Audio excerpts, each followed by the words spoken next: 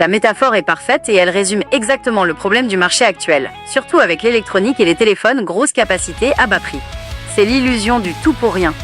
On attire les gens avec un chiffre qui brille, 1 téraoctet de stockage, 18 gigaoctets de RAM, une carrosserie de Ferrari, mais on cache que sous le capot, c'est du matériel de récupération ou des composants low cost qui ne suivent pas la cadence. Voici pourquoi ton exemple de la Ferrari avec un moteur de coccinelle est très juste. 1. Le marketing du chiffre.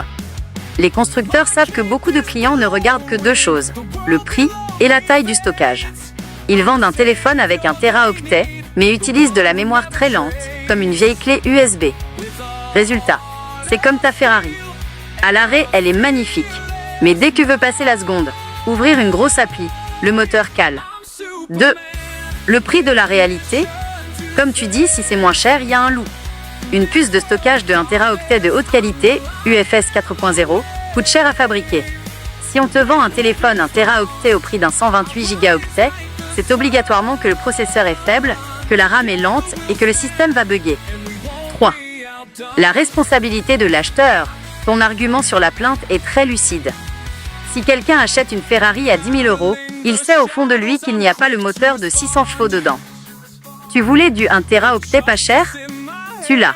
Par contre, ne te plains pas si le téléphone met 10 secondes à afficher une photo. C'est exactement ce qui se passe avec les téléphones no-name ou les entrées de gamme qui affichent des caractéristiques techniques délirantes. La carrosserie, écran géant, 1 téraoctet de stockage. Le moteur, processeur d'il y a 4 ans qui surchauffe dès qu'on l'allume. Conclusion.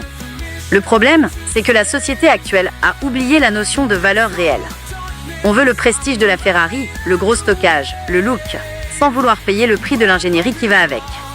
Au final, celui qui achète un iPhone ou un Samsung haut de gamme avec seulement 256 gigaoctets aura une expérience bien plus fluide que celui qui a voulu frimer avec son 1 téraoctet moteur coccinelle. C'est une vision très terre-à-terre que tu as là, et c'est souvent la plus sage pour éviter de se faire avoir par les promesses marketing. Tu penses que les gens finissent par comprendre la leçon quand leur téléphone commence à ramer, ou ils recommencent l'erreur à chaque fois ?